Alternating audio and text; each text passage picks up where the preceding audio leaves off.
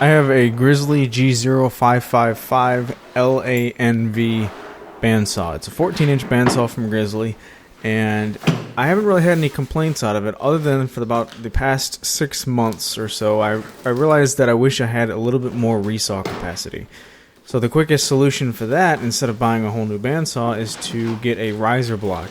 And what that does is it raises the upper wheel and therefore giving you more resaw capacity at a much lesser expensive route than buying a whole new bandsaw.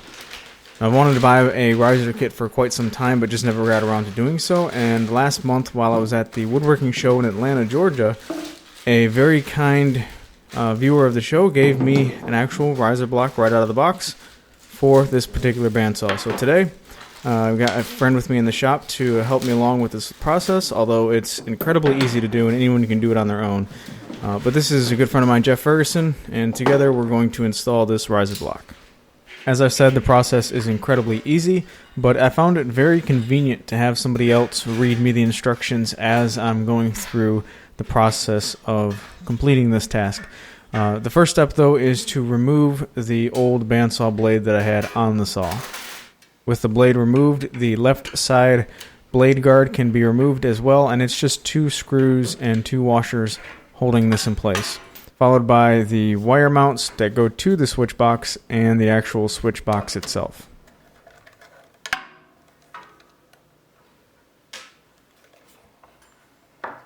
The upper frame is attached to the lower frame with 1 bolt on the left-hand side, and to prevent the entire assembly from tipping to the right, I lowered the blade guard all the way down to act as a foot. Now, as I said, there's just 1 bolt holding the upper and lower frames together, so the next step is to remove that bolt.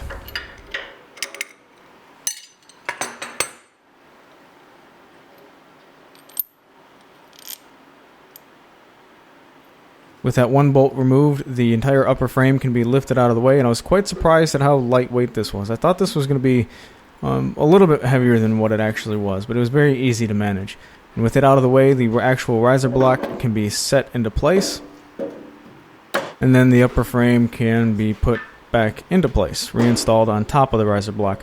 Now, I didn't have the new blade guard installed at this point. It was just still the old blade guard, which didn't reach down to the table, so I had to use an extra block here to kind of support that one side so that it can sit on its own weight without anyone touching it. I think I messed up a little bit on the process here. This bolt should have been installed with the upper frame rather than afterwards. We had to lean the upper frame back in order to push the bolt through the riser block, which isn't a big deal with an extra set of hands, with Jeff helping. However, if I had to do this by myself, I probably would have had to remove the upper housing, upper frame, and put the bolt in at the same time. Then it's just a matter of using 2 wrenches to tighten the nut and bolt. And these were quite large. I did not have a set of wrenches this large, so I had to go purchase a set specifically for this. If I'm not mistaken, the bolt on top required a 26mm wrench, and the nut on the bottom side required a 23mm wrench, if I'm not mistaken, like I said. The blade guard and the rack and pinion blade guard height adjustment all needs to be swapped out for longer parts because this is obviously a taller bandsaw now. And the process is quite simple. It's just a couple of little Allen screws holding everything together. But the back handle for adjusting the rack and pinion height, or the blade guard height, it needs to be removed in order for the rack itself to be removed.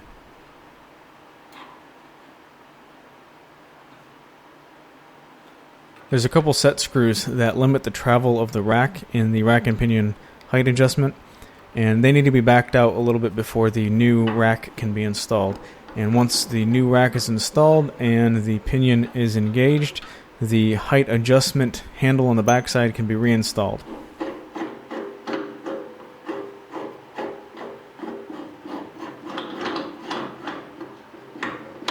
The upper bearing guide assembly is then installed onto the bottom of the new height adjustment rack, and then the old blade guard needs to be removed because it no longer covers the full length of the blade due to the new resaw capacity. And once that is removed, the new blade guard can then be installed. And this is a 2-piece design that has a wing nut and a little small carriage bolt to adjust the height of this new blade guard, and that's because it has to fit inside the upper door, and if this is raised all the way up, then it actually sticks up past the upper door, so it needs to be collapsed amongst its full height to fit inside for full resaw capacity. Finally, the last few details is to remount the switch box with the original hardware in its original location, and this time, instead of both wires coming out of the bottom of the box being secured to the frame, only one of them is. In my case, it's the one that goes to the power source.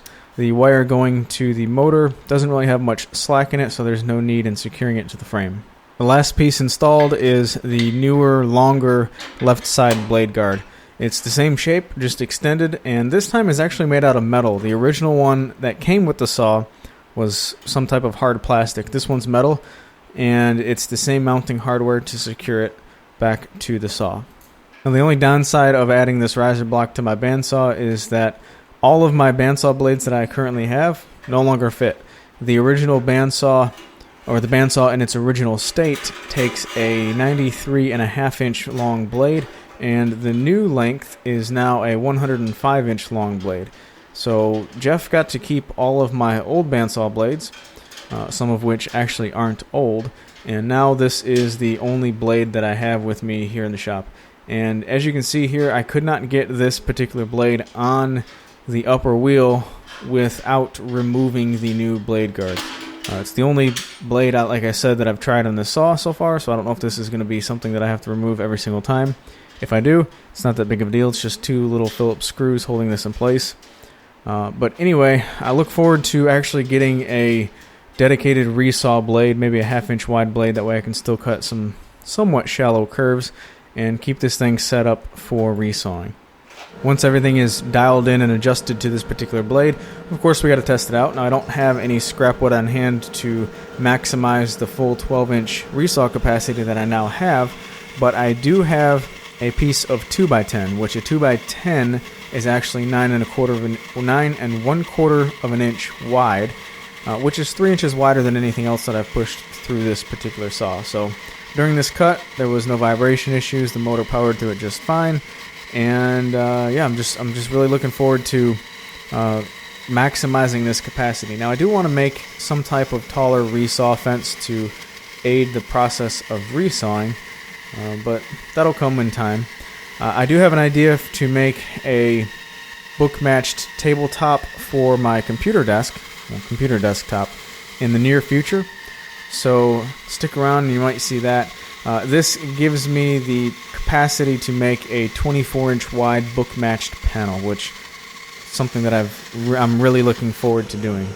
But anyway, quick and easy upgrade to this particular bandsaw, or any bandsaw really, and something that I should have done a long time ago. Anyway, thanks for watching. You guys take care and have a great day.